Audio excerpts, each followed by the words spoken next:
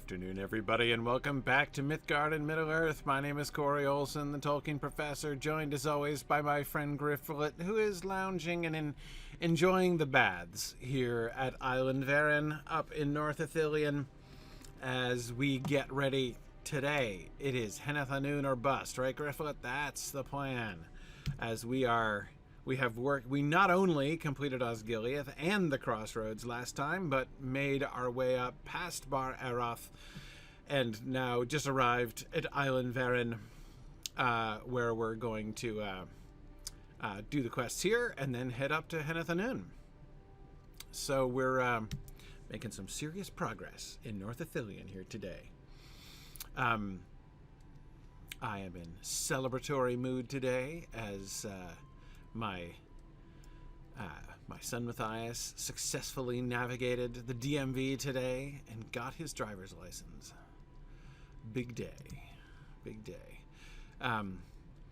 It's a big day for him, of course, but like more importantly, it's the day on which I stopped being a full-time taxi service, unpaid taxi service. So that's my personal celebration.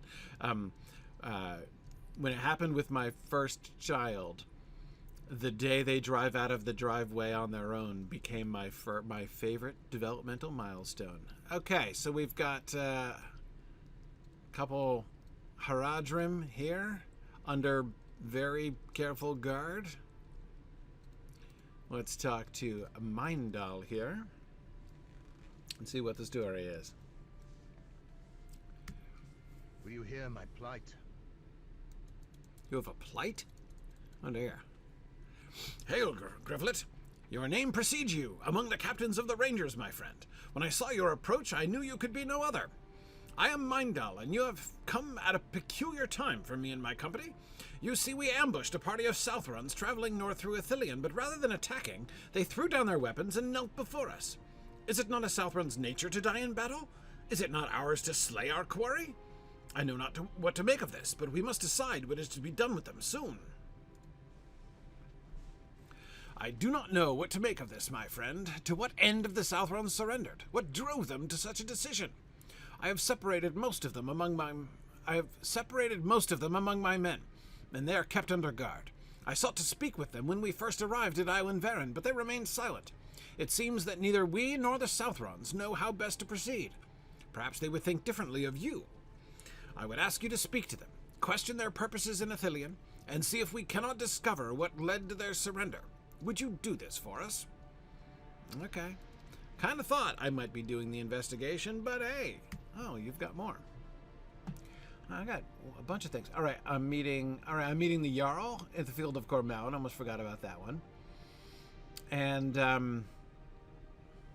I've got a generic aid the Rangers at Aelin Veren as much as you kind of want to and then wander away when you get bored quest. Okay, all right, what else do we have here? Gryfflet, a few of the Southronds have complained of thirst. I do not doubt it, but I will not send my rangers away from their sides. We still know little of their purpose here, and I dare not offer them the chance to slay us while our numbers are thinned. Still, I would not deny a prisoner such care, even one as hated as a man of Harad. To the east of Aelin Veren lies the source of this river, beneath a great waterfall. I would ask that you take these water skins and fill them there. When you return, offer them to the prisoners and let us hope it's enough to calm them for a time.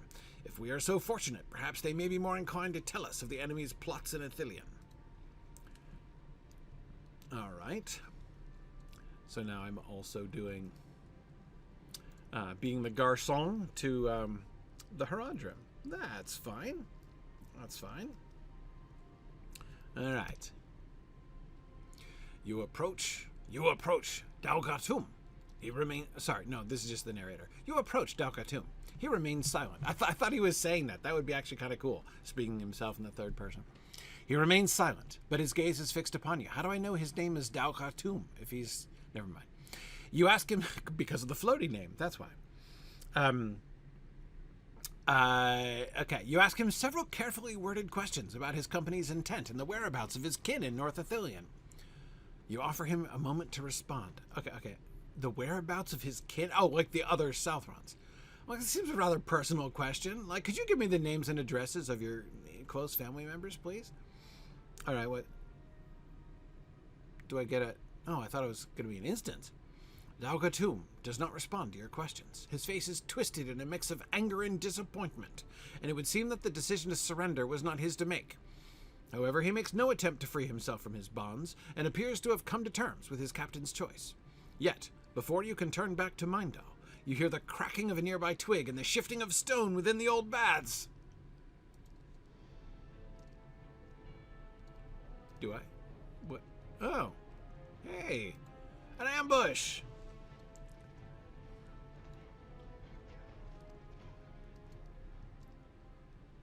Okay. Yeah, it was poorly executed. What'd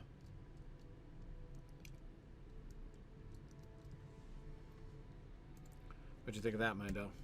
Will you help bear my burden, friend? This does not bode well for these Haradrim, and surely they must know it. If any more of their kin come to their aid here, I fear we shall be forced to slay them to protect ourselves and our brethren. Were circumstances different, but no, we can ill afford to take chances with men who have long known to be loyal to the enemy. For the moment, we must keep our heads and sights clear. I can sense my men's trust of the southwards has already begun to splinter. After such a brazen attack, I must confess that I, too, share some of their apprehension towards the prisoners. If we truly think ourselves the better men, we cannot give in to fear so easily. The prisoners themselves have done nothing to suggest that they harbor the desire to break free, and they have heeded our commands without question. I would ask for your aid in calming my men. They are uneasy, and I do not wish them to do something ill-considered, even against such an old foe of our people. Speak to them, and I shall do the same. All right, I gotta calm the rangers. It's going to say calming? What's my... Yeah, calming. Okay, that's good. Oh, hey there, Ilmenio. Good to have you here. Oh, and yes, in answer to your question, what happened to Maglor? Do you think he's still walking along the coast at the end of the Third Age? Absolutely do. Yeah, I often say, whenever you're at the beach, keep an eye out, right? You never know. You might still see Maglor drifting around, right? Probably, looks differently now. Never mind. I was just going to speculate what kind of beach gear Maglor might wear, but I think I'm actually not going to ask that question. All right. Thigh? Do you think? Thigh hot? The CH probably a sound, right? Maybe.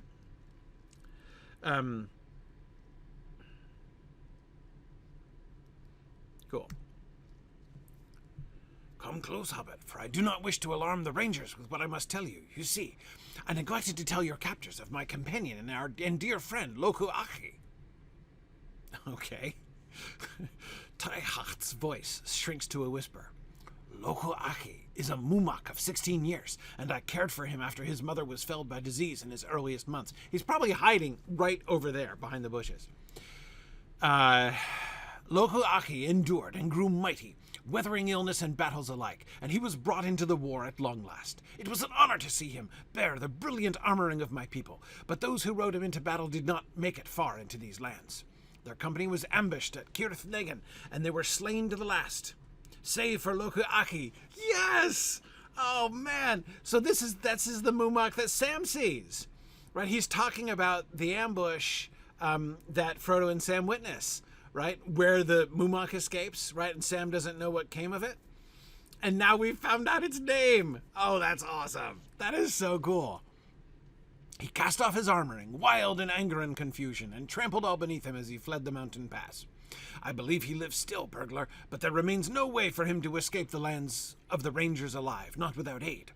The Rangers will not trust our bond, and they will slay him unless he departs from here. There is a pale root that grows among the foothills of the Black Mountains, and it is known to my people as marrow root. When cracked, it gives off a strong, sweet odor to which the Mûmak are drawn. You've got to be kidding me. I have seen it among the ruins here, and in the foothills to the east. He fled far to the southwest of Cirith Ungol, but I know no more of his flight. Once you have gathered the roots and discovered his whereabouts, crack the roots on moss-laden stones and lead him into the marshlands far to the northwest. I know not if he shall be left in peace, but anywhere is safer for a Mûmak than the lands of the rangers. Holy cow. That's amazing. Okay. Let me, so many ways in which that's amazing. So, let me count the ways in which that's amazing. First of all, so cool, right? Actually, let me go backwards just a little bit. Because, all right, I'm going over to the waterfall over there. You may remember when I was reading, what's his name? I've already forgotten his name already. The head ranger there. When I was reading his dialogue, I stopped in the middle and said, right? The thing that was really striking me there, there are very frequently... So one of the really fun things about considering Lotro as an adaptation, really just kind of thinking about how video game adaptations work, right? When you're doing something like this, like a direct book-to-game adaptation, one of the things that I find really, really fun is noticing so on the one hand, right, North Ithilien up here, apart from Henneth Annûn, it's almost entirely there's very, very little to go on in the book. There's the the incident of the ambush and stuff, though it's very little detail. We're told that it's like a narrow place where an ambush could happen, so they've sort of built that. It's not named or anything. The only thing that's named is Henneth Annûn. Everything else, and Caer Andros, obviously, but the rest of it they kind of have to make up and fill in. But as is so often the case, they do this. Let's see, hang on a second, where's the marrow root? Oh, right here, apparently.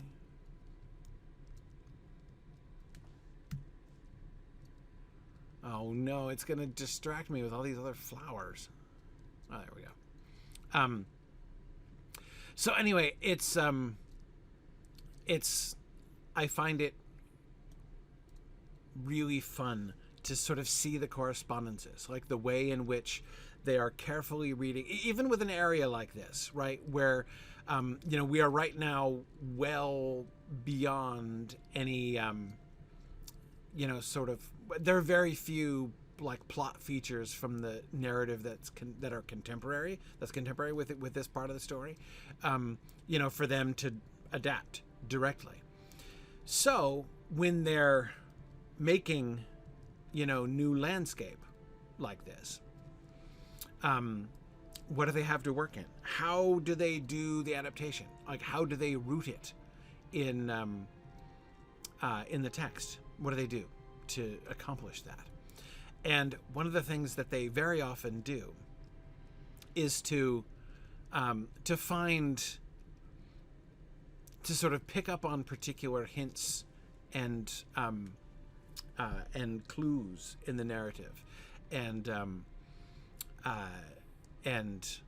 kind of bring it back, right? To sort of play on some of those things. Oh man, these other flowers are so annoying. Trying to find the flowers I need to find. Okay. So, in theory, this way, there are a lot of marrow roots. Ah, there's one. Hark. So, so what am I referring to? Remember the conversation we just had with the ranger, right? Where he is talking about sort of showing that they're the better men, right? His uneasiness about the prospect of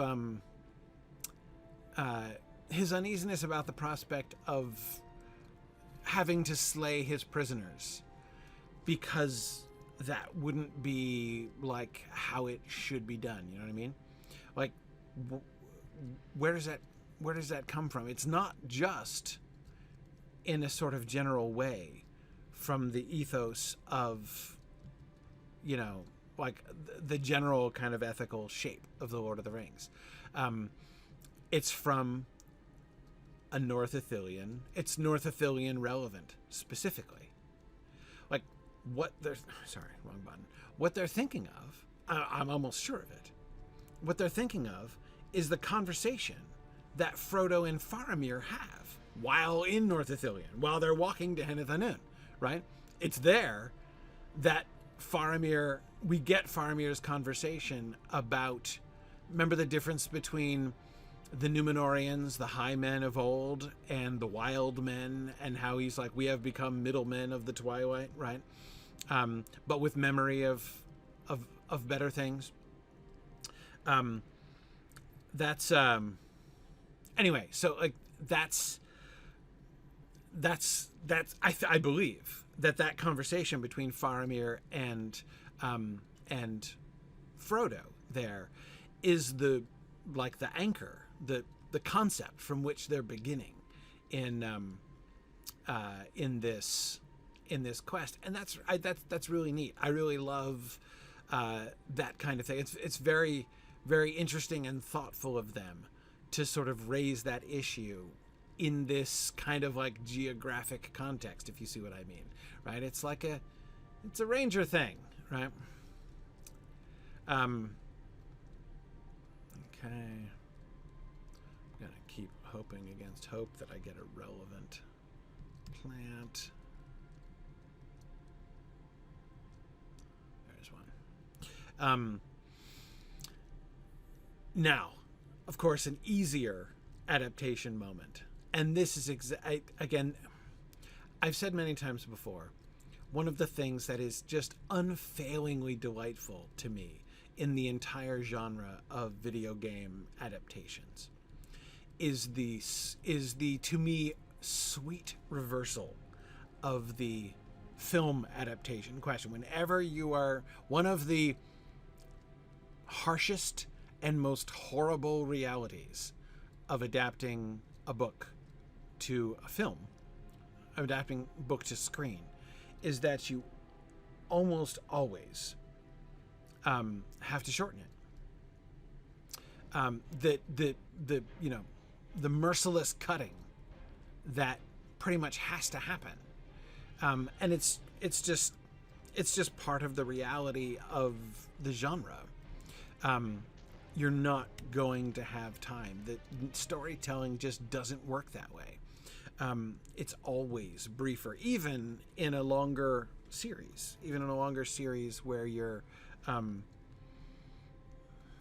it's one thing to try to squeeze a book, to cram a book, I should say, really, into a feature film. But even when you have, a multi-season show to sort of play with, it's still, it's always difficult. It's always harsh. But in a video game like this, you have the opposite situation, right? You can expand because you have hours and hours and hours of game time. In fact, like especially with an MMO like this, you're trying to fill, to fill time, to add, and that's great. So you can take small things, small moments, like Sam's wondering what happened to the Mûmak that he saw, what happened to the Oliphant, and we can do a story about that, and that is so cool.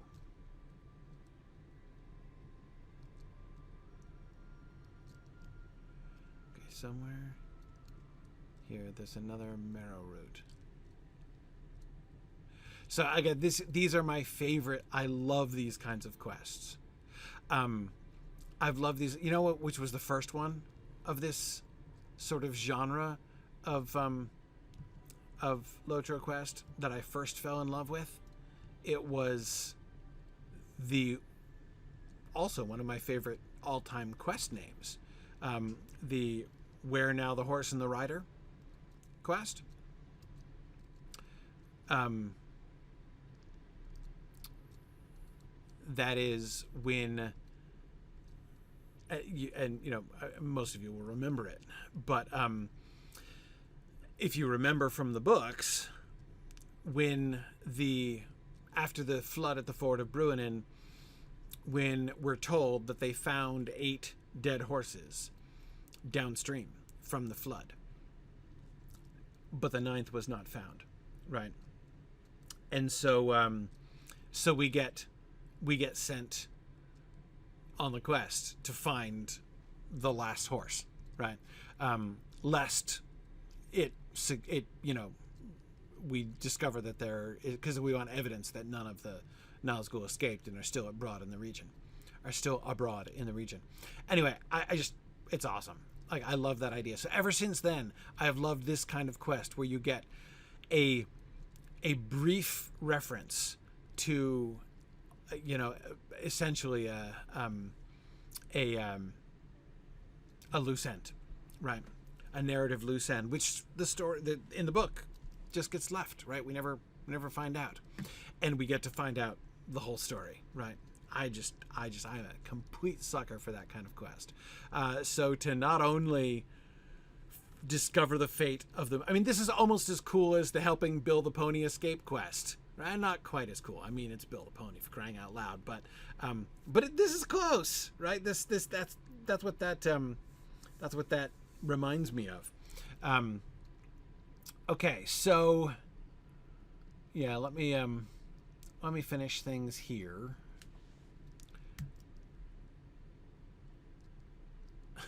Okay.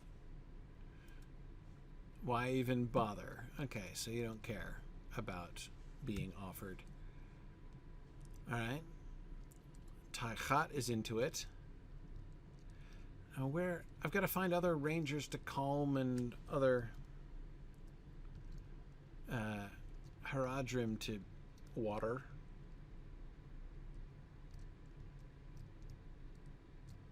Let's see. Okay, so, but the third thing, the thing that I give them most serious props for, and I am actually astounded by, is the Marrow Roots.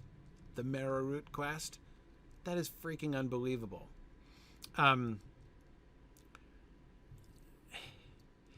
If that's a reference to what I think that's a reference to, that is like one of the deepest Tolkien Easter eggs I've seen in the entire Lotro game so far. Hang on a second, let me calm some rangers and then I'll explain that. Hey there. Yeah, would you calm down, please? Come on, act like a middleman now.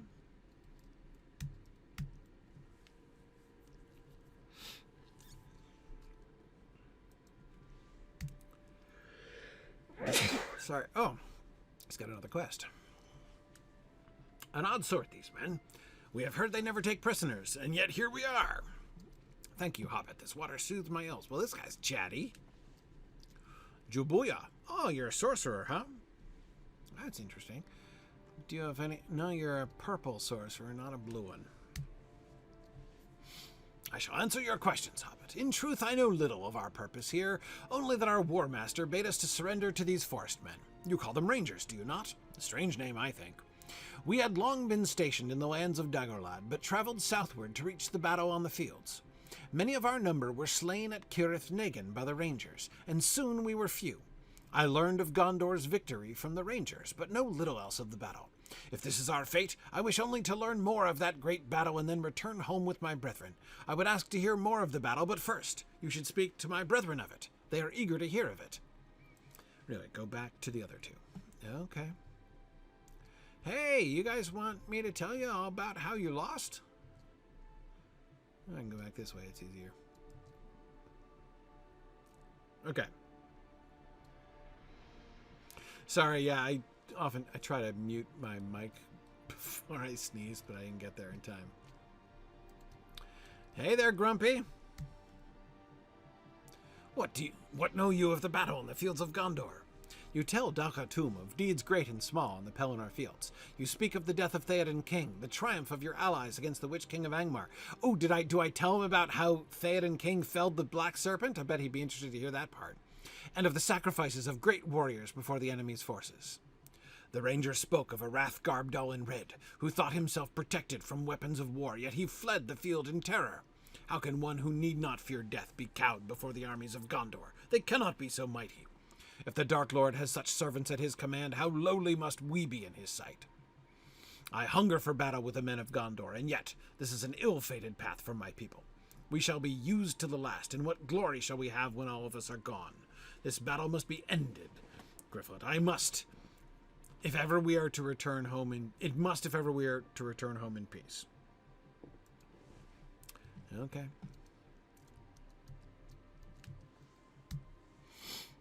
You know of the great battle? Tell me what happened, I beg you. What of the men of Harad? You tell Taichat of the Black Serpent's doom at the hands of Theoden King, and of the 3 Mûmak who fell in their assault against the walls of Minas Tirith. So much death.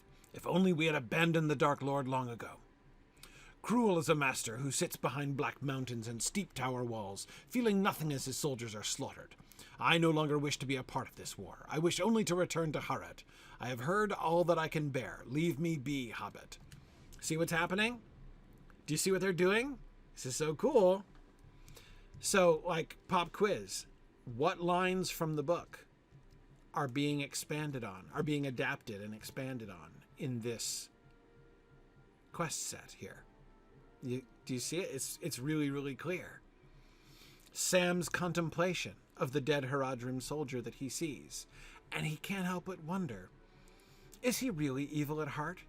What lies were told to him to lead him on this journey that ended in his death? Would he not have rather stayed home? Right? And so through the conversation with the Haradrim prisoners, we are exploring that very idea, right?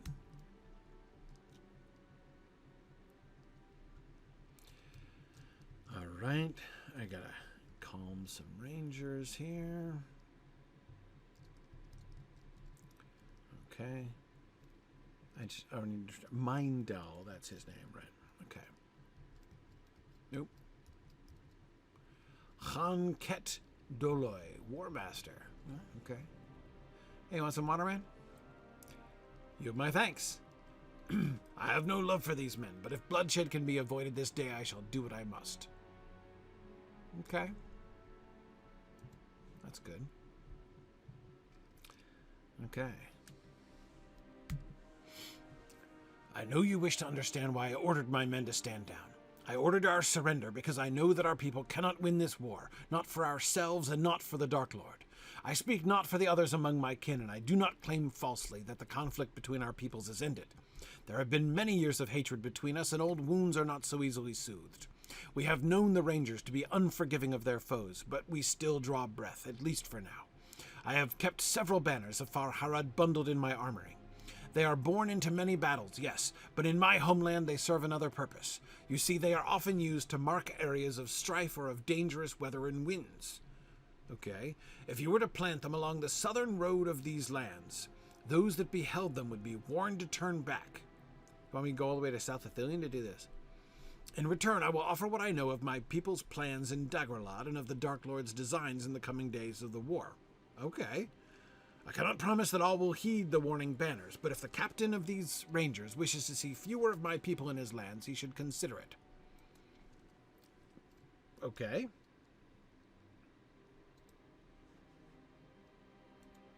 Yeah, JJ, you're right. JJ is reminded of the line later on. When at the moment when Sauron realizes that the ring is at the cracks of doom, when we're told, and throughout his realm a tremor ran, his slaves quailed and his armies halted, and his captains suddenly steerless, bereft of will, wavered and despaired, for they were forgotten. Sauron has shifted his focus elsewhere, and thus these men have no more will to fight for the most part. Yeah.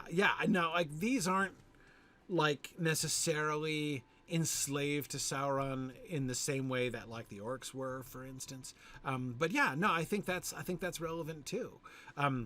Seeing the development here with the Haradrim that we're seeing in North Ithilien as a kind of consequence of the battle, right? Not just consequence in the sense of like, well, we lost and so I'm giving up and going home, but in that other sense, right? Of like, what did bring the will of the Dark Lord brought them here, right? But it's now focused on other things. You can imagine the Dark Lord basically discarding this broken army as a tool because it's no longer useful to him anymore. He's bringing up other armies instead. Okay, let's see. I have waited patiently for you to tell them of the battle, and now I ask that you tell me what you told them. You tell Jubuya of the battle on the Pelennor fields. You tell him of the shattering of the gates of Minas Tirith and of Grond. You tell him of the Witch King of Angmar and of Gothmog's flight. You tell him of the Black Serpent's death and of Theoden King, who fell soon after. He listens attentively and bears a sad smile when your tale comes to an end. So my king and his sons are slain then. Kinda helped with that, actually, Jubuya, not gonna lie. They would not have wished for death to find them any other way, Hobbit. Regardless of this war's outcome, much will change in my homeland. The lands of Harad are unforgiving but beautiful. If ever there is peace between our peoples, or if you remain such a bold adventurer, I believe you would feel at home in the wilds of Harad and among the warm winds of our deserts and jungles. If there were the time, I would tell you more of it, but I can sense these rangers no longer appreciate our conversation. And if that isn't a promissory note from the game developers that they're headed towards Harad, I don't know what is. There it is, right in the text of the game. Perhaps one day you too shall come to Harad. Yes, perhaps I shall.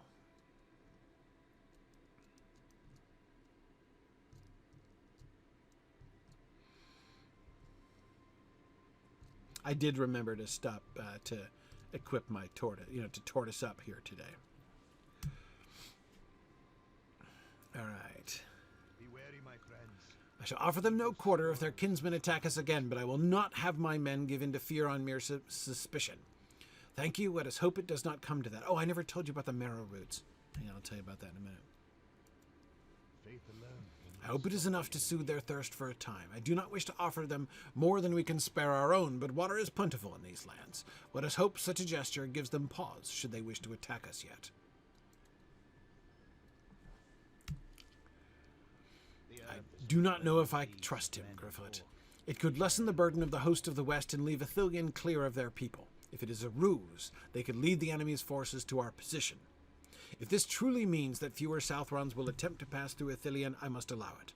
Raise the banners as he asked, but begin the trail far to the south from Aelin Veren.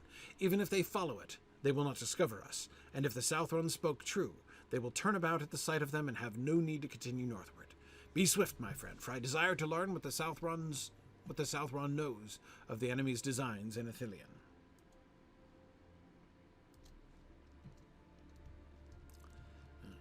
Okay. All right, so, okay. Just down to Bar Adolf there. Okay. I still have 2 more prisoners to question? Huh. I thought I was done with that. Are they going to be around the other side? Probably. Oops. Oops. Can't go this way. Yeah, let's not go over, try to go over that. Oh! Those are quest markers? Not people I have to talk to? Right, because there are 4 total Haradrim dudes, and I've already talked to them all 4. Okay. Well, good. Glad I didn't go hunting for 2 more. Okay, so do the banners, do the Oliphant. Excellent.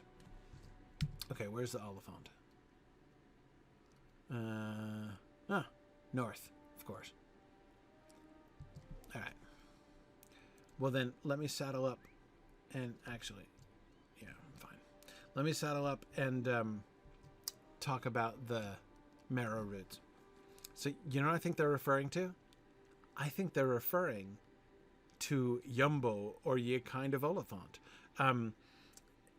If you listen, so I posted on Monday a recording of a reading that I did for Gondorian New Year called by some Tolkien Reading Day, and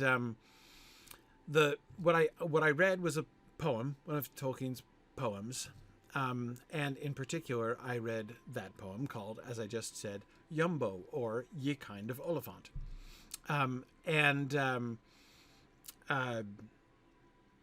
ye kind of ye Oliphant, like the nature of the Oliphant. So what that poem is. So if you listen to that recording that I made, you should get the joke about the marrow roots, right? This is going to be a long explanation, so I will try to be brief. You will remember that while in North Ithilien, Sam saw this very Oliphant that we shall soon be going in search of, and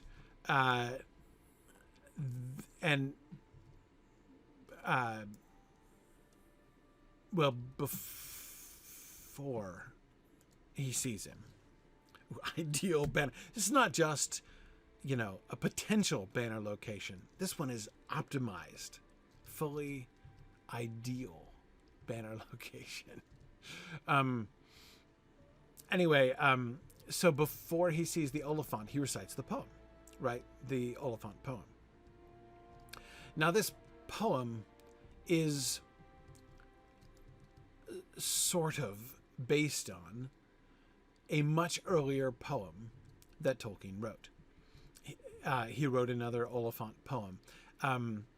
If you know The Adventures of Tom Bombadil, the collection of poetry that was published in the 60s by Tolkien. Oh, I've got 6 of them. Why did I think there were only 3? I don't know. You will remember that there's also a poem called Fastatakalon, which is a poem about a giant sea turtle.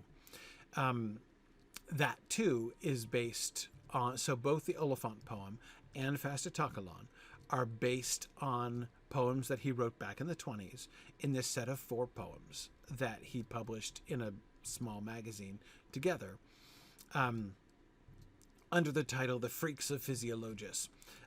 They're 4 comical, satirical poems which imitate the form of a medieval bestiary.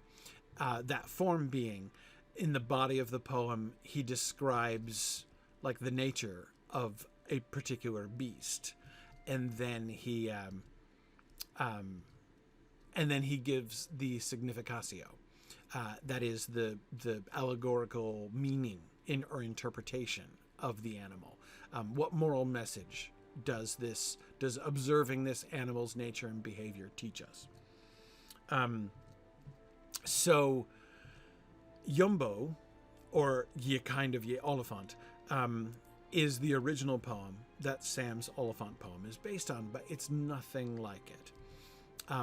It's a very funny, satirical poem, and the moral lesson that he draws at the end, like what he claims that the Oliphant is a moral exemplar of, is the dangers of teetotaling. Why you can't trust people who don't drink alcohol, and why it's always best to drink wine and plenty of it. So in the course of the poem, the early part of the poem, describing the nature of the Oliphant, he describes how they don't drink liquor. They don't drink any alcohol. They drink nothing but water. However, they do drugs, right? So, because teetotalers, if they don't drink alcohol, are going to get their stimulus somewhere else, right? So, he describes how the Oliphant is well known not to drink alcohol, but to find a particular root. And it finds these roots and chews these roots. And these roots have a narcotic effect on the Oliphant. and it does all of these both destructive and indeed self-destructive behaviors, and which in the end lead to its own downfall, literally, as it leans against a tree, but the tree has been cut by hunters, and it falls into a pit and dies. So it's a very tongue-in-cheek poem. It's very funny. It's like a line of humor which many are surprised to find in Tolkien. But you see the joke, right? About there's this particular root that the Oliphants chew, that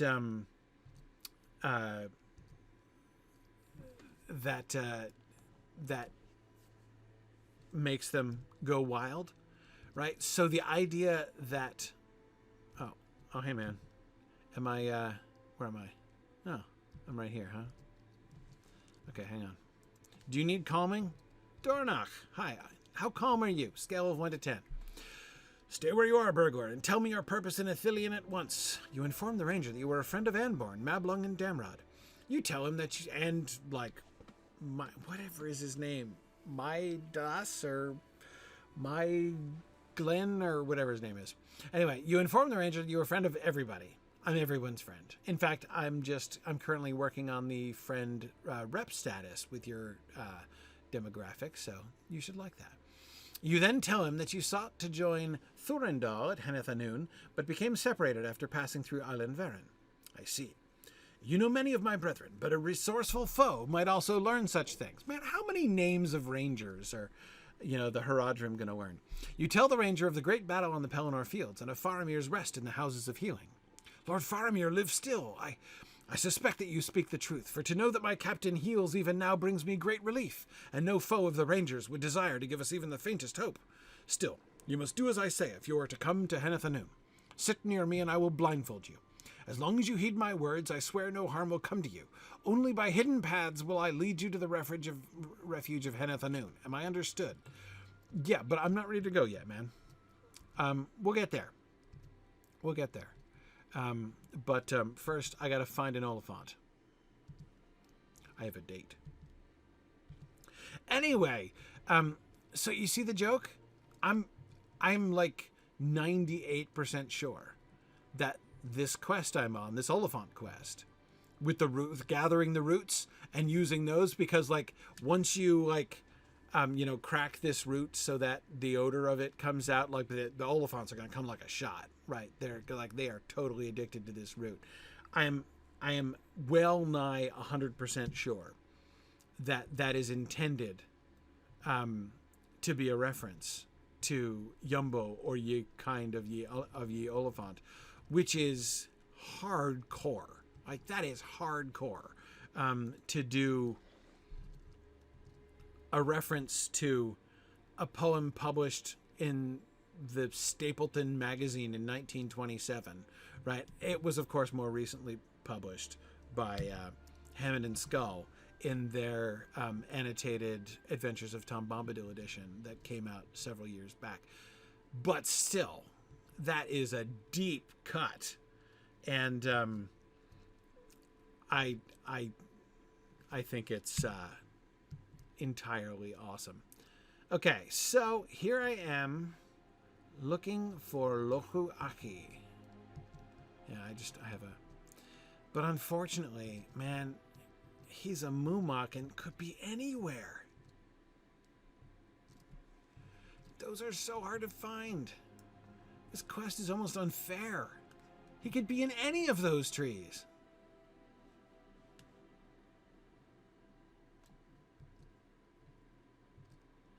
I guess what I have to do is just wander around and wait till he leaps out of the bushes at me. Maybe in the where was this guy?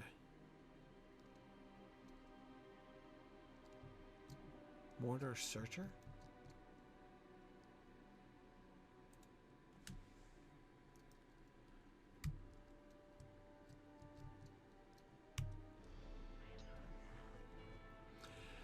I know. Worst case scenario, I'll go around and I'll make chicken noises, and then I'll certainly draw him out. Okay. Yeah, Phil was thinking the same thing. Okay. While adventuring in North Ithilien, you have come upon many of the enemy's forces in the old ruins of North Ithilien. Have I done this? Yes, I have. Nope. Don't need it. Okay. I was suspecting that might be the case, but that's okay. Ooh, what deed did I complete? Oh, right, the rep deed. Sure. Okay. So the map is helpful. Well, really?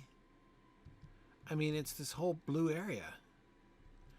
And do you know how many bushes are in this blue area? You could be anywhere.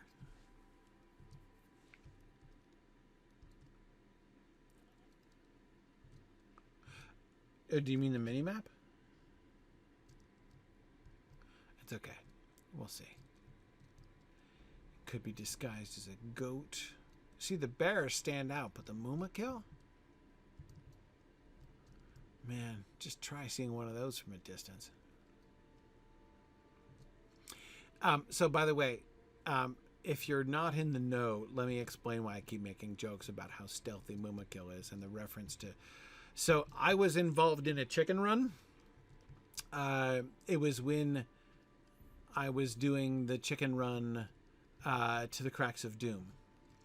And I made it in chicken form all the way to the crossroads. And I'd never been to the crossroads before. So I got to the crossroads and I explored just a little bit. Like I went a little bit down the hill towards Osgiliath. And then this Mûmak came out of nowhere. Like nobody could have seen him. He was so completely hidden. And he just pounced. Like it was just like 1 minute I was like, you know, chicken walking, minding my own business. And the next minute, whomp, Mûmak. Just trampled my little chicken self in a heartbeat. So anyway, it's one of a few incidents in my Lotro streaming career that are never to be forgotten.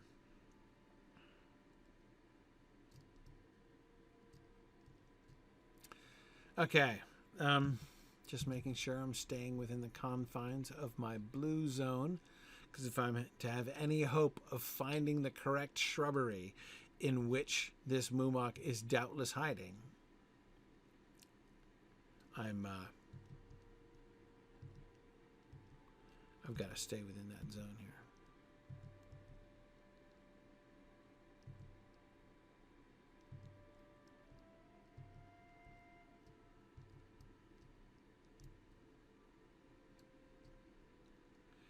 Wait, you thought you saw something enormous and gray just now?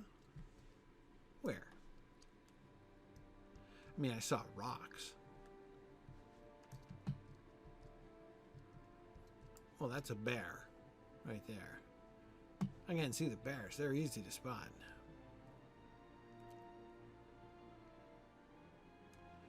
No, oh no, that's a rock too.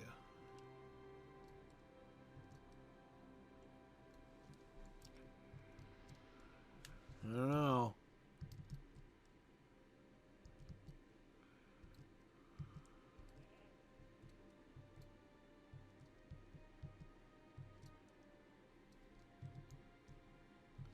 Hawk, doe, another hawk, searcher. I just check up the hill here.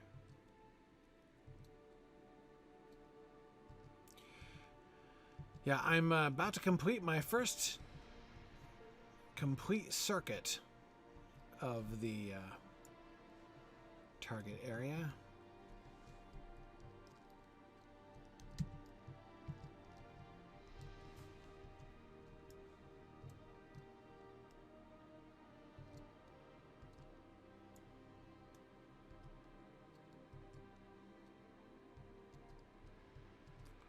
Huh.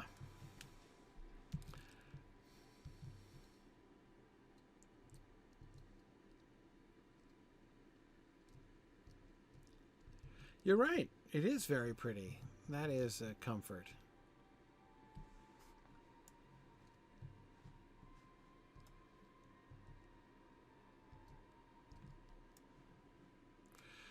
I'm a little wary of the deer around here, too. Not only because Gryfflet is generally wary of deer on principle, since they have assaulted him unprovokedly many times, but I have particular memories of the ferocity of the deer of North Ithilien. Soon after North Ithilien was launched, I came up to Henneth Annûn on a sightseeing trip, basically. So I was under level, but somebody summoned me to Henneth Annûn. I think it was Maven. And anyway, so I don't remember what level I was. 70, maybe. Maybe less. But anyway, so we got in, and then I ran down the tunnel in Henneth Annûn, and I was like, phew, I'm safe from like all of the things that want really badly to kill me in this area. And then after I was like all the way down the tunnel talking to rangers, and a doe mind came from the landscape and chased me down, had pursued me, came hunting me down the tunnel into the heart of Henneth Annûn and almost killed me. I've never seen that before. Hey! Oh, it just moved incautiously.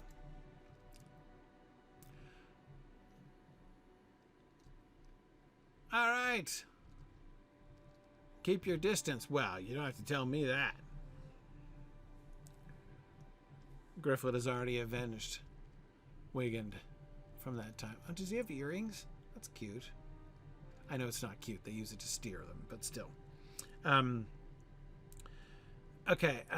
Now what? Crack the marrow root on a stone to the north of him. Okay.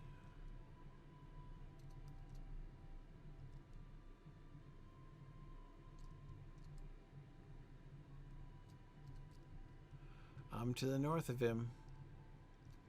But he's moving. Does the stone move? How far north? Oh. Further north than this, huh?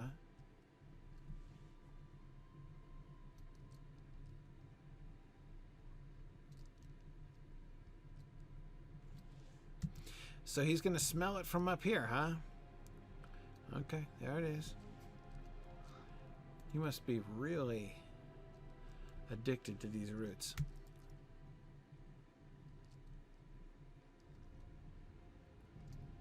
Keep moving.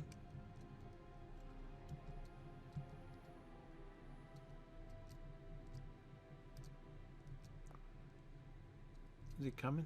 Okay. I have to draw him all the way out of Ithilien with these roots? Oh, hey, Jarl.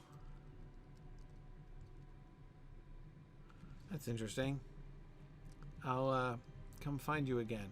I got an Oliphant chasing me. Yeah. I've got to give my Oliphant, my new Oliphant friend, his next hit.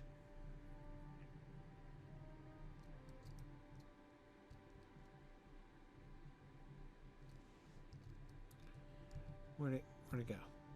Oh, there it is. If you just stay by the stone, does the Mûmak come and trample you?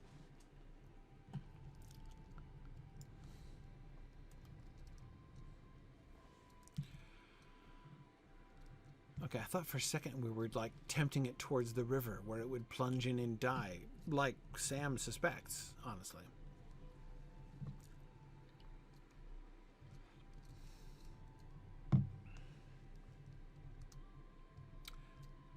What was that? Hey, Ereblen. Good to see you. So, fair warning, Mûmak coming through. Mûmak, who's going to be already buzzing at a pretty high level, I got to tell you.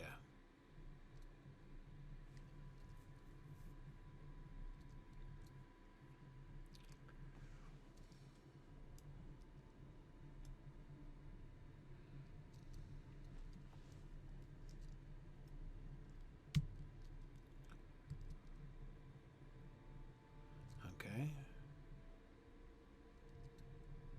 Looking for another.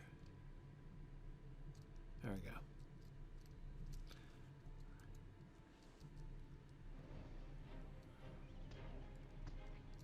Come on. Hawk, what's wrong with you? I'm just trying to lay out some drugs for an Oliphant. It has nothing to do with you.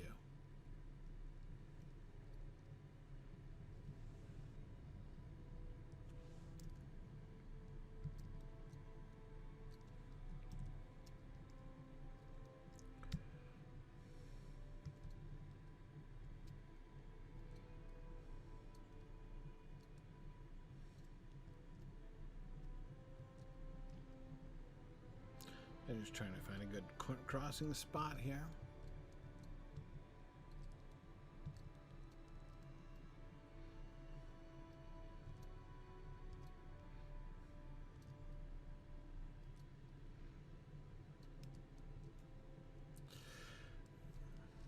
Okay, let's see. Yep, we're getting there. We're getting to the next one. I don't have to do this 10 actual times, do I? This is going to be number 4, though. Oh, almost there. There it is, mossy stone. Oh man, that deer's got it out for me. I don't trust him.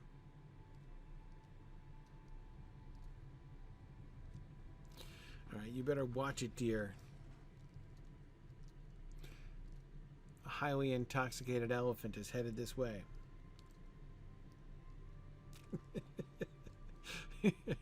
Jay, do you feel like this game is getting to be like Grand Theft Wayne? Yeah. Hey, we are luring him to the... Maybe he's not going to throw himself in the river. If there's a trap involving a sawn-off tree at the end of this, but there wouldn't be. I mean, the guy who sent me on this quest is trying to save the life of the Oliphant.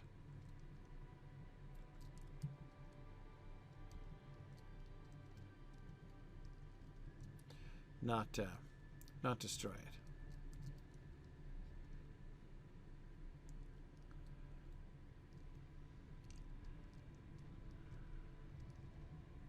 Oh. Hi.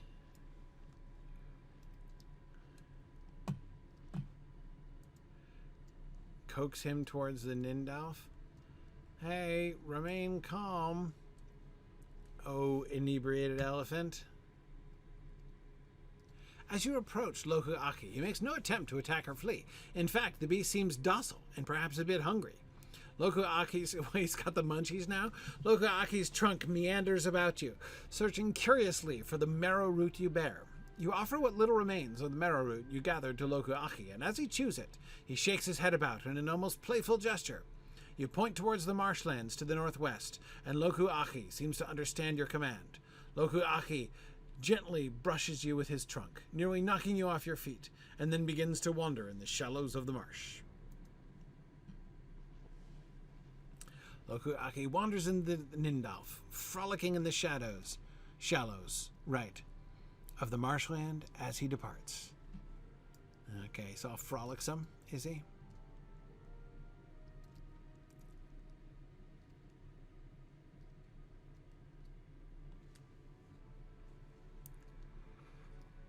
And you're right, JJ, this is one of the things that Sam speculated about. Sam's words, whether he escaped, or his thoughts, whether he escaped to roam the wild for a time until he perished far from his home, or was trapped in some deep pit, reference to the poem, by the way, or whether he raged on until he plunged in the great river and was swallowed up. So you're right.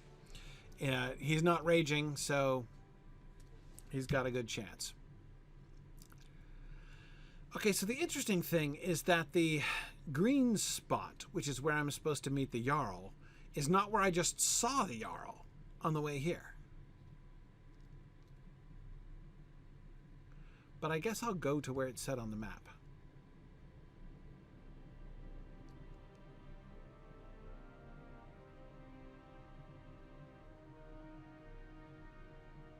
That wasn't the Jarl? That was an unconnected Variag camp? Okay. I mean, it looked just like the Jarl. But I guess one Jarl looks a lot like another. Okay. This is starting to look Cormalin-ish. I remember those umbrals.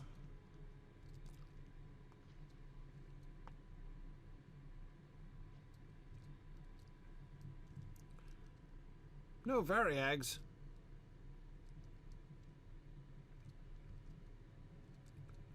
I think maybe that was them. Yeah, I think I know. It was. I know just where to find them.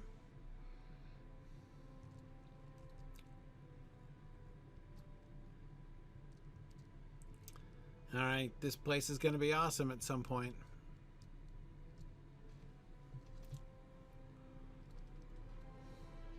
Nope. I got a step ahead of this quest. I found the Jarl in advance. Now I just have to go back to him. How far is he?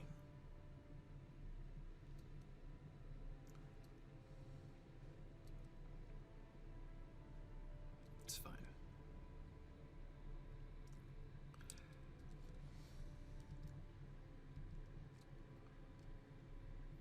Alright, can I make it up this hill?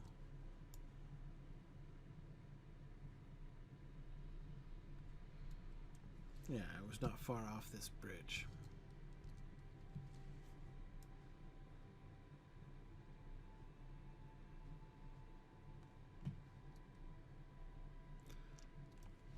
Was it up the hill? Oh, yeah, it was up this hill.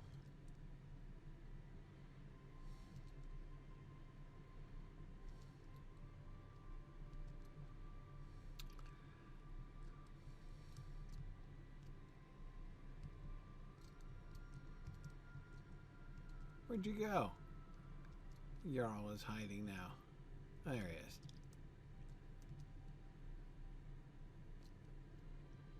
Amidst a field of slain Kundalar,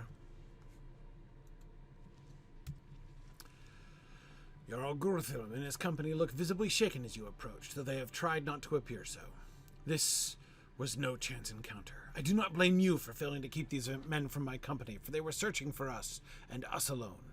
You shall have your reward yet, but I must alter our arrangement in light of these events. Do not fear any treachery on my part, Gryfflet, for your reward does not lie in question. In fact, it can only grow greater. We have been betrayed. We were paid half our share to travel to the fields of Gondor, and now the Kundalar have sent assassins to slay us before we could return home. Only the lord that bought our blades could have arranged such an ambush, and his name is Karhal Kaz, not Zaz. Zarhal Kaz. There we go. He is a coward among Easterlings, but his wealth grants him all the power he desires. He offered us the remainder of our share upon our return, but it's clear that he didn't intend for us to survive long enough to demand the rest of our gold. My men will hold this position, but we have need of a scout, and after all, you are still in our service. Search the surrounding lands for signs of the Kundalar or their assassins. There we shall see about taking our gold back, and then taking quite a bit more. And then, burglar, you shall have a reward fitting of a king. Oh, yeah, I wonder what that means in their culture. Okay. Patrolling. All right. Great.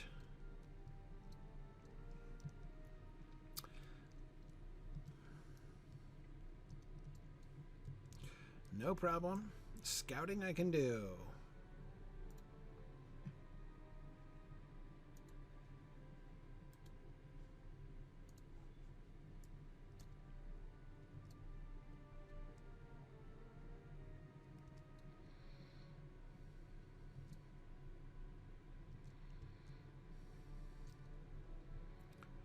A rustling bush, huh?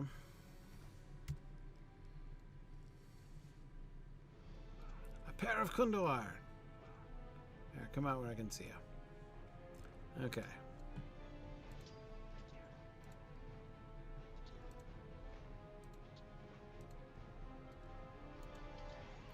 You know, it's a good thing I never forget to reveal weaknesses. Because if I did, that would make battles much harder. No, I don't want the grip of Mordor. I've already done it. Okay. Ambush number 1 thwarted.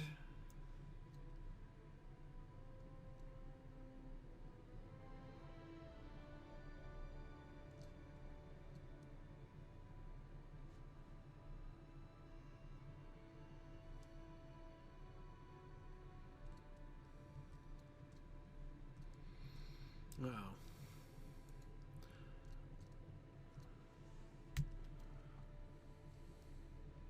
This Varag lies slain, and a blade of Easterling make protrudes from his chest. Untidy. Alright. At least I'm not scouting very far out, which means I don't feel that I'm doing him a very great deal of good, but that's okay.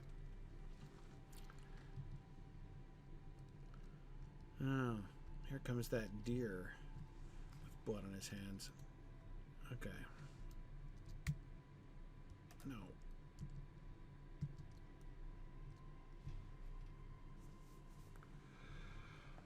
Let's see.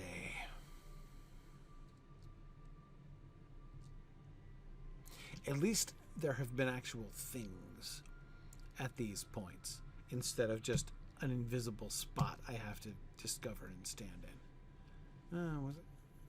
They killed a doe? Or maybe it was in self-defense. Whether by beast or man, this doe has been viciously mauled. Huh. That doesn't exactly fit the pattern.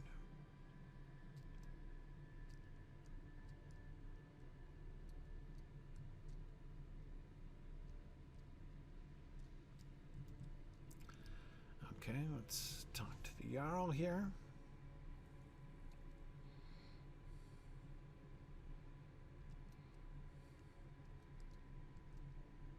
There he is.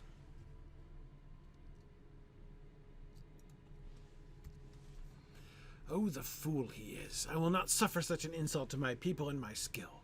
You send a pitiful band of assassins to slay warriors of Khand? Ha! You have sent flies to destroy a foundation of steel. This is no longer about returning home. I shall not rest until Zarhal Kaz lies dead at my feet and his riches are in my keeping. We have no time to waste. Every moment we delay allows Zarhal Kaz a chance to bolster his defenses or flee. Yet he is fool enough to have camped within these very lands. He dwells in a camp called Ayahujum, and its defenses are built into the slopes of the Mountains of Shadow. There are 2 ways by which we can approach Uyahujum. The first is to go through the pass of Cirith Negin. Zarhal Kaz may be a fool, but none would underestimate its value as an ideal spot for an ambush. We cannot go by that way, Burgor. The second way is along the western road, which snakes northward towards Daggerlad and then forks to the east to the base of his encampment, beyond the pass of Niggin. This path must we take, and we must move now. If you wish to follow us, you need not fear the Kundalar as you travel. My men and I shall make sure Zarhal Kaz knows we are coming and that his warriors cannot stop us. Okay, yep, I think this is looking to me like a later quest.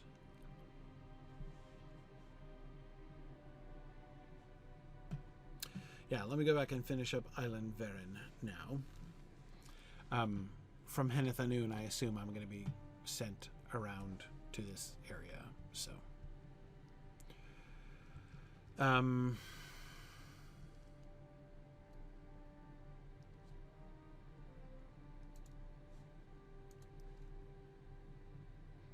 let me just do this. Hello, Mûmak herder. Where'd you, there you are. While I am saddened that I may not see my dear companion again, I am glad that he has left behind the lands of those who would do him harm. Loku Aki is a resilient Mûmak, and I am certain he shall find his way to Harad or Daggerlad in time, whenever he should choose to return from his journey. You have done me a great honor.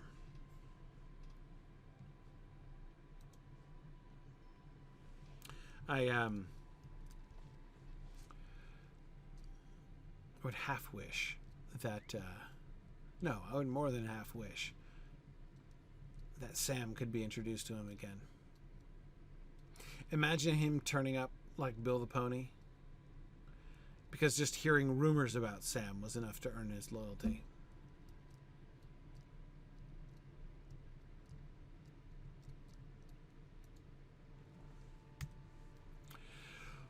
Were it any but you among these men, I would not trust that the task had been... Oh, the banner task, yeah.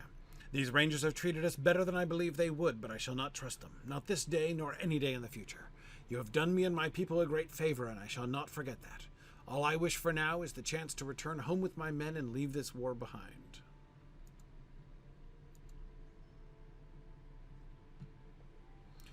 Okay, and that's it, right? I think that's it. Go back to Maendal one last time.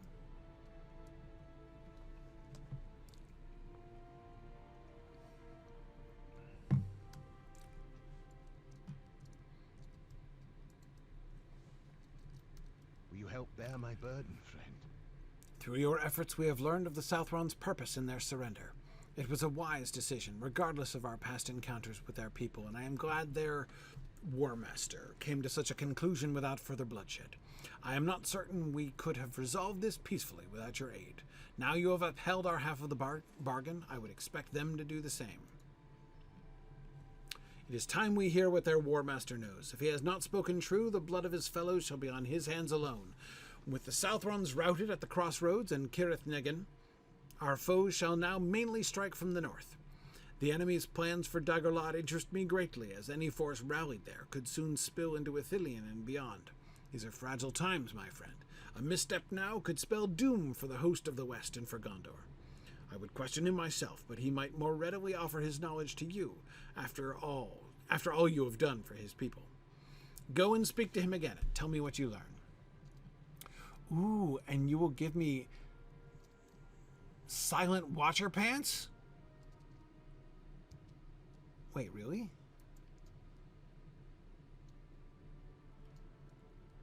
Reclaimed City? But I was getting Reclaimed City stuff. Oh, whoops. Hang on. Oh, I didn't cosmetically equip them. I just equipped them. Hang on.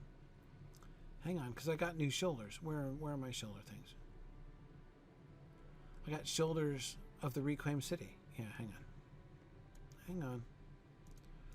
I got to equip those cosmetically. I forgot to do that. Okay. Okay. And I got the hat. Alright, there's my Reclaimed City hat and shoulders. I guess the leggings of the Silent Watcher are the matching set to the Reclaimed City? Or is it different?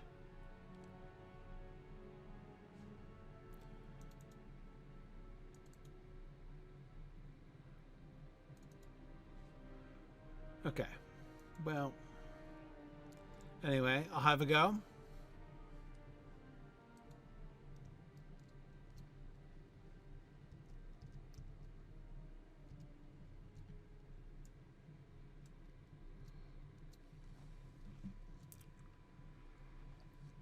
Let's see.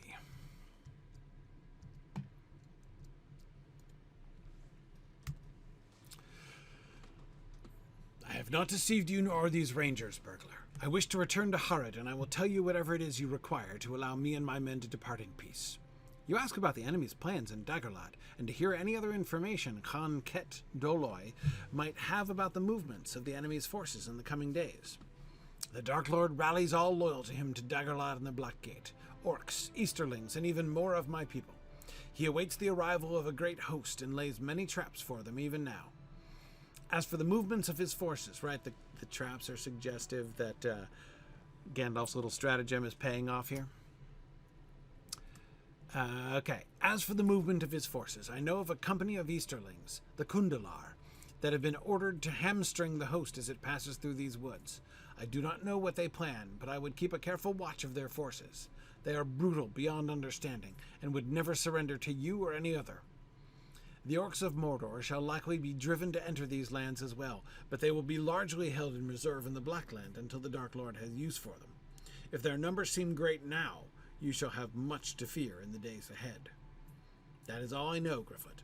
Tell the rangers what I have told you, and urge them to lead us back to our homeland. Khanket Doloi studies your face for a moment, and then speaks again. You are a curious hobbit, and I am pleased to have spoken so much with you. Let us hope that there are better days ahead for both our peoples. Okay. Let's pass on the news.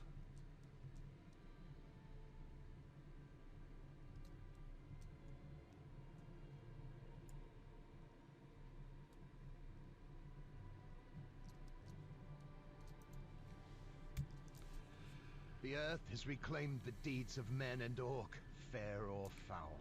These are ill tidings, but I am heartened to know some of what awaits us, and gladder still that the Southrun spoke true. I shall send a small company south with the prisoners, and bring them to the crossings of Poros. If their brethren move against my men in their travels, they have been ordered to slay any and all attackers. It is a harsh measure, but this is a tenuous peace, and it is clear from the War Master's own words that his people are divided. What we have learned today could prove vital to the host of the West, and I shall send one of my men to deliver word to Anborn at once. You have my thanks. Let us hope we can stand together in the days to come. Okay.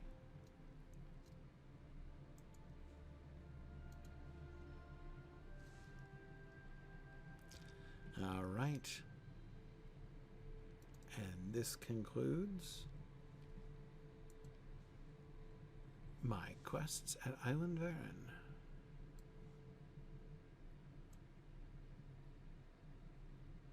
Yeah, the leggings are just not really striking as a cosmetic set here.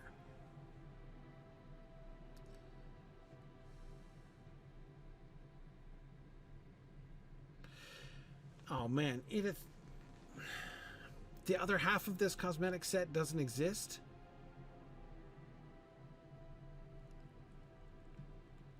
Well, that's disappointing.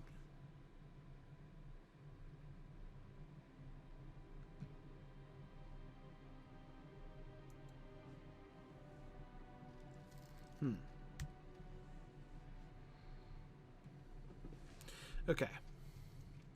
Well, that's all the Aelin Veren quests. Now let's go back up to our friend and get led up to Henneth Annûn.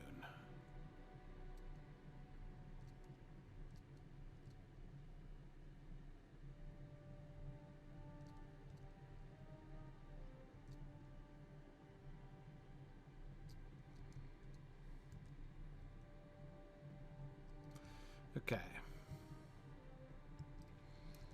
I can now sit quietly in the grass.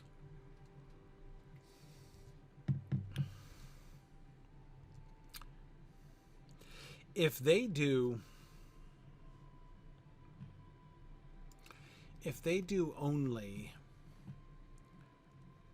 half the cosmetic set through the landscape quest and the other half through barter, then that's really poor. I gotta say. I find that poor.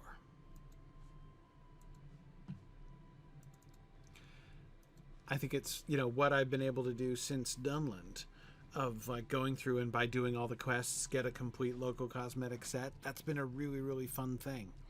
But it's really petered out ever since we got to Gondor, honestly. Okay. Ooh, I'm getting blindfolded. Where are we going? I can't see anything. Henneth Annûn!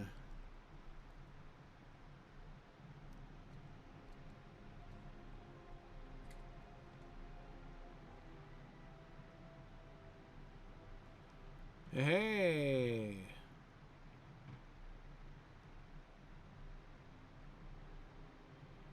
It's the window on the west.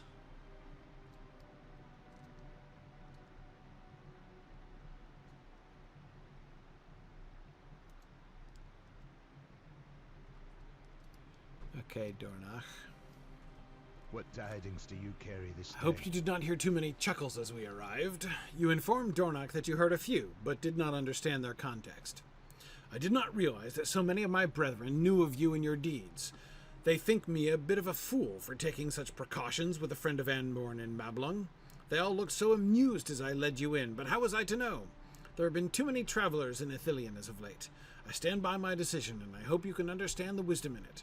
Welcome to Henneth Annûn, the window of the sunset, and our last refuge.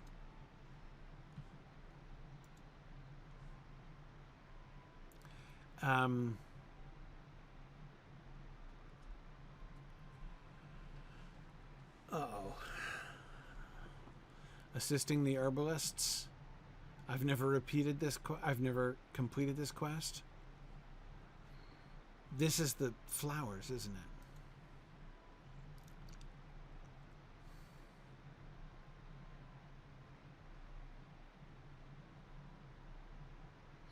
Well, am I a completionist or am I a completionist? Okay. First off, let's do the milestone thing since it's right here. Oh yeah, Aragorn's pavilion. We don't need that anymore. Yeah, I'll do the dailies once. That's my tradition. And I'm holding to it. Hey, Thorindal.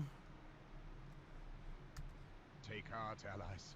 I sense a shift in the winds. Thorindal stifles a laugh as you approach. I'm sorry. Dornach is a careful man, and that has always been a boon to our company. This time it had the benefit of giving us all a good laugh. In the end, we have reunited as I hoped. You are here, and there is much to be done if we are to clear the way for the host of the West. I like it. Because, of course, you know, they're recreating the Frodo and Sam experience, which is the perfect way to enter into Henneth Annûn.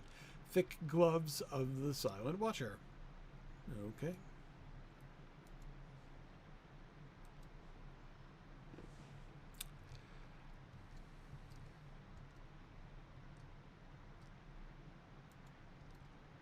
Anborn. Mablung. Good to see you guys. Gryfflet, it is good to have you among us once again, my friend. We have won a victory over the enemy, but the war is not yet over. Ithilien is in a precarious position, and stands as the only remaining barrier between the lands of the enemy and Gondor. The northern reaches of Ithilien border Dagorlad, the dread wastes of the Dark Lord, and his forces rally there even now. If the host of the West seeks to reach the Black Gate and draw fully the ire of the enemy, they must first pass through Ithilien without great losses. My men and I know these lands well, and we can teach you much of them, and how to gain advantage over our foes. All we ask in return is that you offer your skill in driving back the forces of the enemy until the host of the West can reach Dagorlad. Sure. Mablung has been eager to speak with you since you arrived, but I would also ask that you introduce yourself to Rodrog and Laigla. You have not met them yet, but they know well of your deeds in the great battle. Okay. Oh, they're back there, huh? What else you got, Anborn? Lay 'em on me. Let's pile ourselves up with Henneth Annûn quests. I have a favor to ask of you, my friend. Swift was our return to Henneth Annûn at the battle's ending, and we had little time to tend the wounded. We are a hardy folk, but an injury is an injury, no matter the man. A few of our number suffer wounds still, and I hope to heal them before the battle is joined. The lands of Ithilien are home to many useful herbs and flowers, and among them kingsfoil. A mere weed in the eyes of many, I know of its restorative properties in the hands of a king, as well as those of an able healer. I have studied the kingsfoil potions and salves you bear, and I believe that you might have the skill to heal my men. Yeah, I've got like 70 I've thrown away so many potions. Search the foothills to the west, for kingsfoil is often grown on the slopes beneath Henneth Annûn. When you have gathered as much as you can bear, bring it to my men and heal them as best you can. Okay. Collect kingsfoil? Can do. I think the subtext Drow Snake is that Gryfflet is like a king among hobbits, right? You know, the hands of a burglar are the hands of a healer. And, you know, so might the select and chosen burglar be known. Oh, I heard much of your discussion with Anborn, and he speaks true. We won a great victory, but it is certain that the hardest days of this war still lie ahead. The Dark Lord misjudged the strength of Gondor and Rohan, and it is unlikely he will do so a second time. The forces he commands within Mordor and beyond are still many, many more than any defense could repel. I am glad to have you at my side once more, and I hope we can clear the way in time.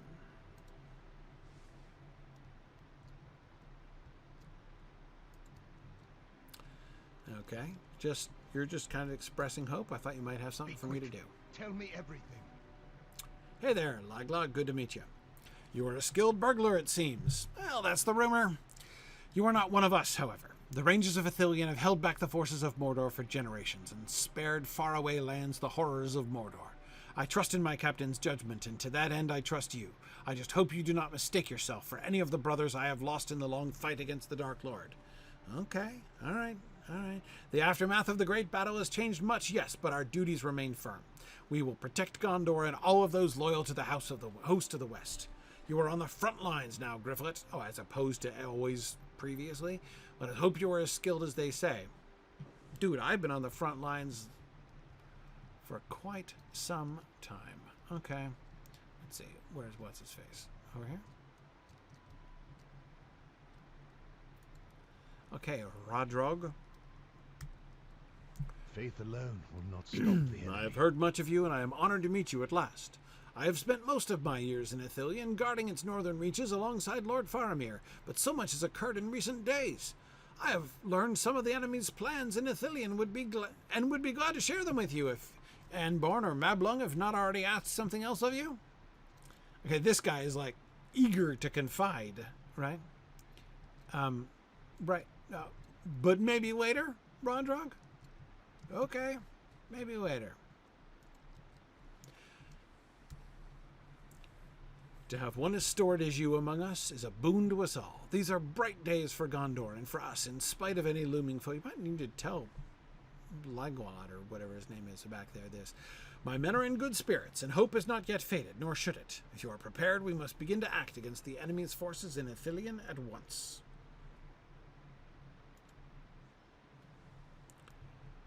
Okay. Yeah, what's his face? Doesn't have any. Liglaw doesn't have any quests for me, but that's hardly a surprise. He doesn't trust me. If he did, he would entrust all of his, errands and other paralegal tasks to me. Being back in Henneth Annûn has stirred my memories, Gryfflet. Before you and I met in Osgiliath, our company was stationed here, and Lord Faramir still held command. Through my years in Ithilien, I have encountered both beauty and terror, but surely nothing stranger than what we found one night. We discovered 2 halflings and their strange pet creature. I swear it is true.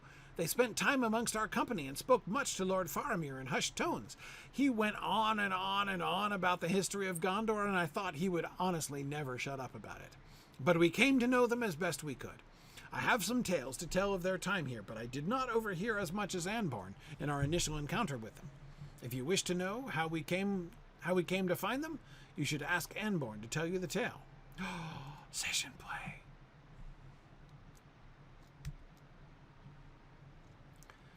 Our enemies have come closer to Henneth Annûn each day, and unless we act to keep them from it, we shall be discovered before long.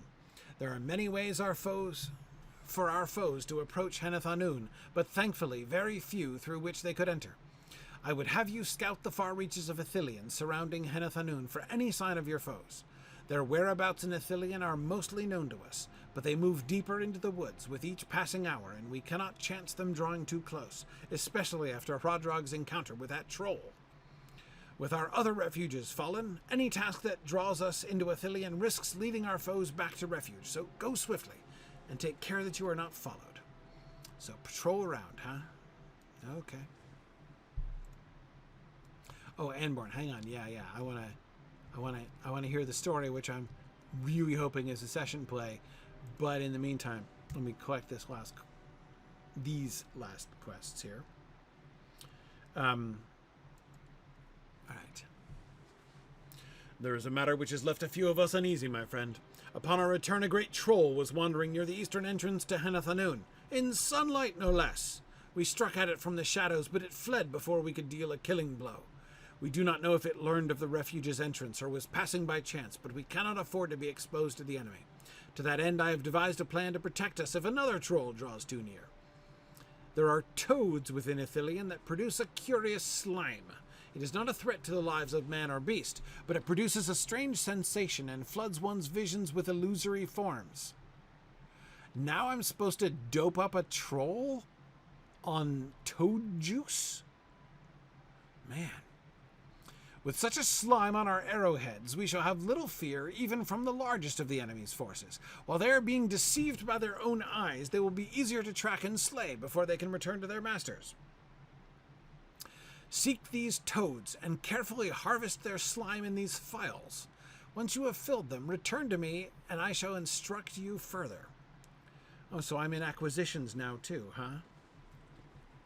Man. I'm like starting my own Ithilien drug cartel here this week. Especially if you count Kingsfoil, I suppose. Could you aid me with something? In the haste of our return, my brethren and I have forgotten to set traps around Henneth Annûn. Oh man! These traps provide us an easy source of meat from the nearby beasts, and also keep wandering foes from straying too near to the refuge. I know it might seem a simple task, but if the war continues as it does, we shall have need of more meat and materials. The falls protect the western border of Henneth Annûn, so it is best to lay the traps to the south and east. I await your return. Okay. All right.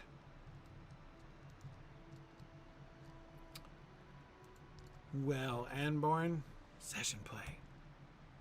You wish to know of the strange company that passed through Ithilien? In truth, I wish I had more to tell. A few among our number spent time with them, but their stay was brief and their purposes were kept secret, except to Lord Faramir.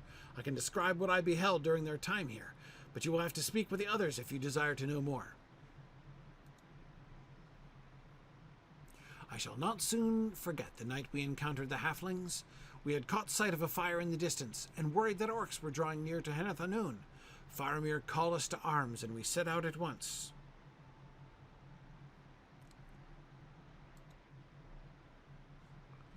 Come on. I totally wish to hear your tale. Suspicious of an unquenched fire in the distance, Faramir led Anborn and the Rangers to a campsite, where they discovered neither man nor orc, and discovered only a smouldering fire, and none nearby to tend it.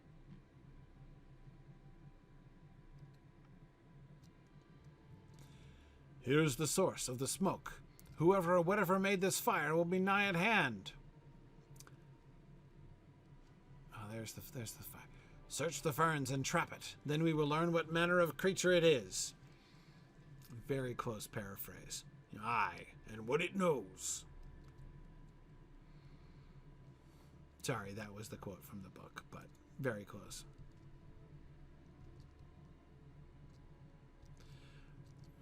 Are there hobbits hiding in the bushes?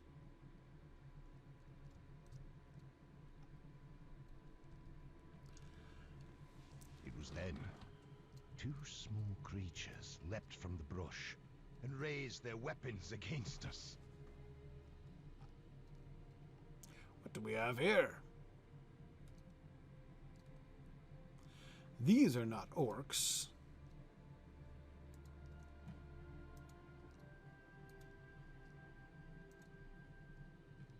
Elves? Nay, for elves are wondrous fair, 'tis said. It cannot be else, for 'tis said that elves are fair to look upon. Meaning we're not. I thank you kindly, says Sam. Humph, not fair to look upon indeed. And when you're finished discussing us, when you're done, maybe you should say who you are and why you won't let two weary travelers get some rest. There are no travelers in this land. My name is Faramir, captain of Gondor. Ithilien has no travelers, only servants of the Dark Tower or the White. Very close paraphrase. We are servants of neither, whatever Captain Faramir may say. Travelers we are. Then declare yourself and your errand at once. This is no time for riddles. Where is the third member of your company? Oh, nobody has any idea what he's talking about. The third member.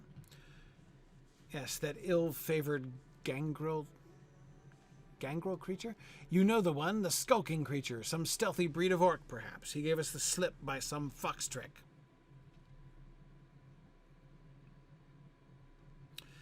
He is only a chance companion, and we are not answerable for him. But please spare him if you come upon him. He is only a wretched gangrel creature. They did use that phrase. And he is under my care for a time. As for us, we are simple hobbits from the Shire, a land far from here. I am Frodo, son of Drogo, and here is Samwise, son of Hamfast, a hobbit in my service.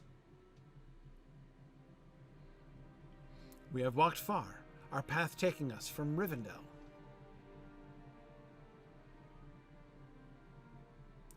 We set out with 7 companions. 1 fell in Moria, and the rest we left at Parthgalen.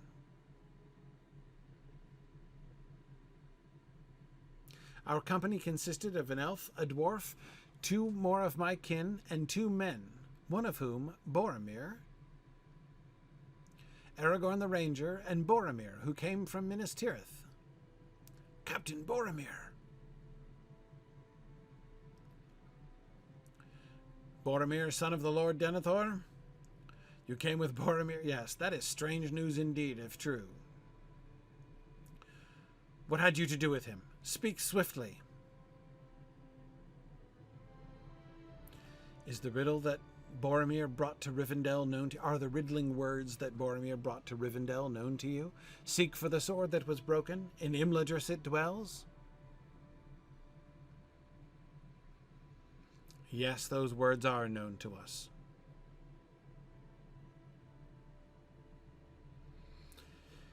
It is Aragorn who bears the sword that was broken. As for the halflings in the rhyme, we are they. Well, he doesn't say it quite that way, but that is plain to see. But what is it, Isildur's bane? That is hidden, Faramir. That's right.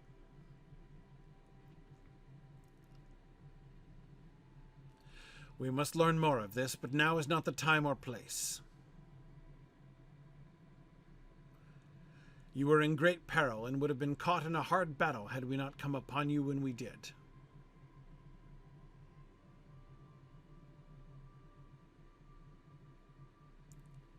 Mablung and Damrod will guard you for your own good and mine. If I survive, I will speak more with you upon my return. Farewell. Whatever you think, I swear that we are friends, to all foes of the one enemy. If our swords could do any service, if my errand allowed it, I would wish to go with you and serve in your cause, if we could hope to be of help to such doughty men.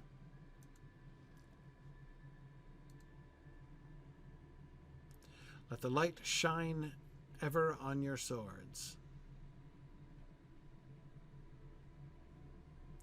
Halflings are courteous folk indeed, whatever else they be. Farewell.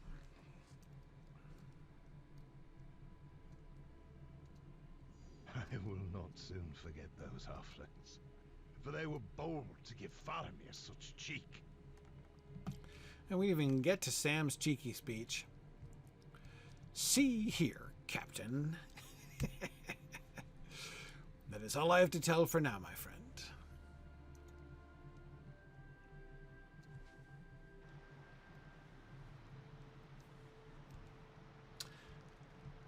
All right, I'm getting close to, but not quite at the end.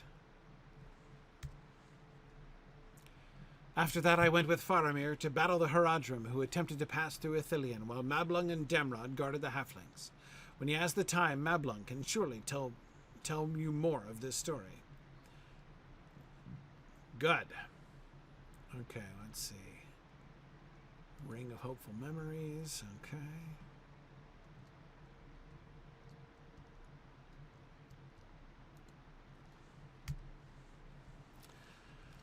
Ah, Gryfflet, these have been long days, and when we first met, such a tale was far from the front of my mind. The enemy's designs for southern Ithilien and Osgiliath were pressing matters, and ones that could have changed the fate of the battle on the Pelennor had they not been addressed. Even though it has only been but a few days, I swear I can still hear the halflings and their creature scurrying about Henneth Annûn.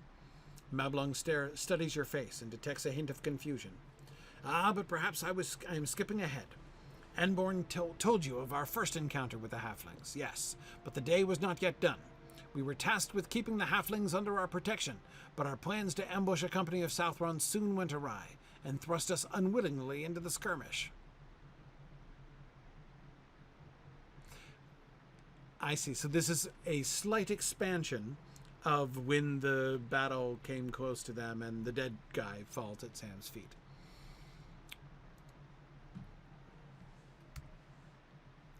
I am so ready. As he and the other rangers prepared a trap for the men of Harad at Cirith Negin, Mablung found his discussion with the halflings loudly interrupted. I spoke with the halflings for a time, and they asked much about me and my brethren. What are your names, and where are you from? Says Frodo. I am Mablung, and my companion is Damrod. We are rangers of Ithilien. We are descended from a long line of folk who called these woods home, and Steward Denethor has charged us with its protection. We seldom roam this far within, but today we come to ambush the evil men from Harad. On the map right up by Cirith Negin. Curse the Haradrim. Curse the southwards. They are under the sway of the enemy. Alas, I fear that Gondor will fall. His strength and malice have grown great indeed, and there is little hope for Minas Tirith. But we do not sit idle. The southwards march brazenly and heedlessly upon our own roads to swell the hosts of Mordor. They shall not pass unchallenged, not while Faramir is captain.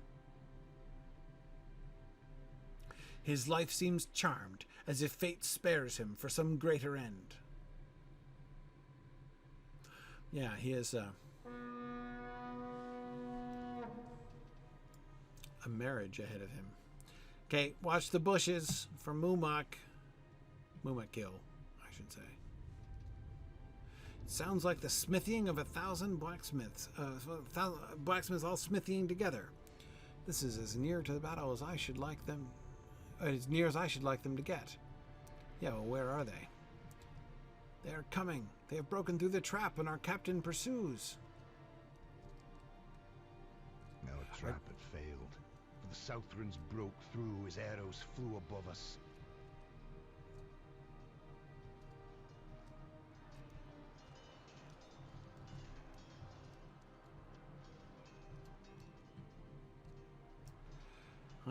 Dead Southron falling at our feet. Notice how they put us in the position of Sam there? And there's Sam. So there's the dead Southron he's going to look at. Oh, there he is. What's his face? Look, you just gotta get him some A great narcotics. trumpet sounded as the Mûmak rushed forth, and in madness it slew all caught in its path.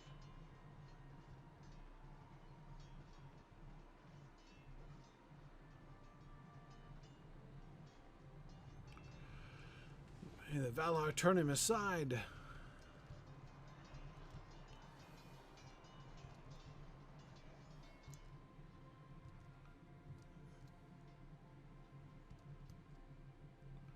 An Oliphant. So there are Oliphants, and I have seen one. What a life! But no one will ever believe me. No one at home will ever believe me. Well, if that battle's over, I think I'll get some sleep. Sleep while you are able. Where's Frodo? If the captain returns, he will want to depart swiftly. The enemy will pursue us when the news reaches him. Go quietly when you leave. No need to disturb me. I doubt the captain will leave you unattended in the woods, Master Samwise, but we shall see. I remained with the halflings as they slept and awaited my captain's return.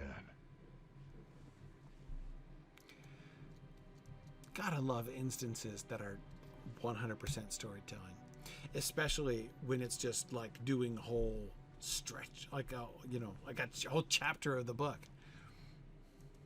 Are we gonna get Faramir's entire narration of like the history of Gondor?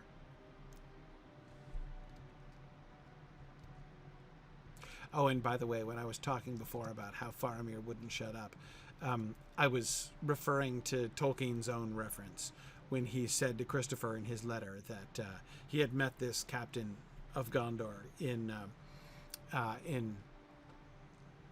Ithilien named Faramir, and that if he didn't stop talking soon, he was going to have to be moved to the appendices.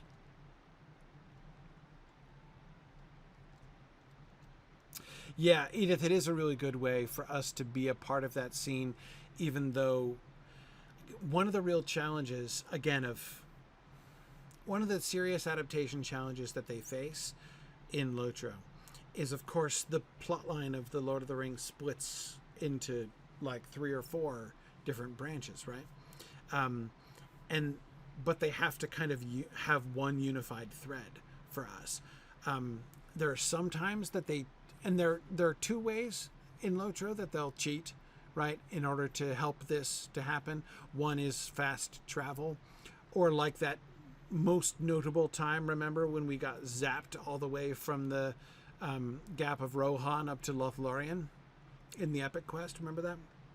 So sometimes that sort of thing will just happen, and that's one easy way to enable for the rapid continuation of the storyline in one thread without while still covering multiple places and different things happening at once in different places. The other thing, of course, is what I've talked about many times before, the dilation of time, right, in which I can spend as much time doing side quests and everything as I want, and yet no time has passed as far as the epic is concerned. So with the help of those 2, I won't call them cheats, I'll call them with the help of those 2 storytelling advantages, right, they do manage to do it. But this is an instance, Edith, as you were suggesting. I mean, we've already missed this. This happened a while back. So we're getting it in flashback when we meet the characters. And the characters, especially Mablung and Demrod, are mentioned as leading the Rangers in helping the army, guiding the host through Ithilien, and helping to spring the ambush that the enemy tries to set in that same pass, which I assume we're going to get to. Anyway, so we know that these characters are there. They're there in the book. So at this stage of the story, I mean. So integrating a flashback so that we can catch up on some of like book 4 that we have missed is pretty cool. Yes, and Edith, I agree. It certainly makes sense for them to choose not to have us following Frodo and Sam. Because it's part of the nature, or it's part of how that works, right? It's one thing for us to sort of shadow the Fellowship as we've done. But I agree with you. It would be quite different from a storytelling perspective for us to be right there with Frodo and Sam on their whole trip. That would actually significantly alter or even,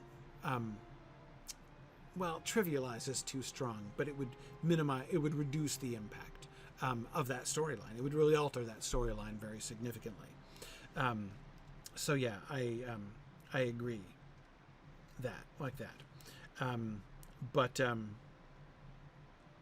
Yeah. You like Sam's ability to nap right after almost being trampled, Hologro? I don't like to brag, but I could totally pull that off too, I think. It's one of my gifts, for which I am duly grateful.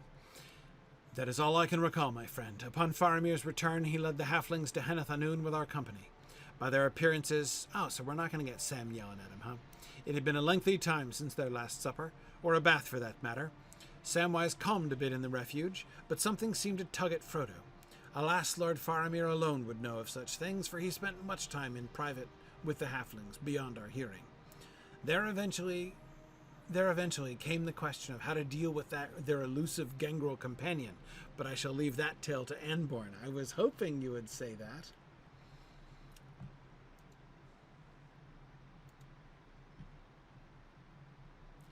Yes, I was. Okay. Well, we'll finish the storytellings next time. I'm running out of time, and I've got a whole bunch of things. So next time, we did all the Aelin Veren quests this week and got a good start here. Plus, of course, we did the Field of Cormallen thing. So for next time, oh yeah, see, look at that. See how one of our last refuge quests takes us right there next to where we need to go for the Jarl quest. Okay, so hey, how have I not accomplished the Find the Rager and Camp at Henneth Annûn quest yet? There's probably somebody standing by the door I have to talk to on the way out. Anyway, all right, so I'm gonna next time we will do as many as we can of the Henneth Annûn quests. There may be more than one round because it's the primary center here in North Ithilien. But we'll see how far we can get in the Henneth Annûn quests, and after that, I think the Cirith Negin ambush is what I expect chronologically in the story to be coming next. So that may be a little bit more, I'm guessing here, but I would suspect maybe that will be a little bit more involved than just some of the errand quests that we've been getting in some of the other places.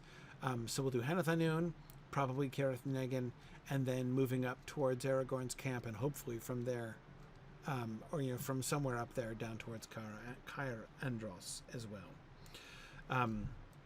All right, getting excited, coming ever closer to the Black Gate.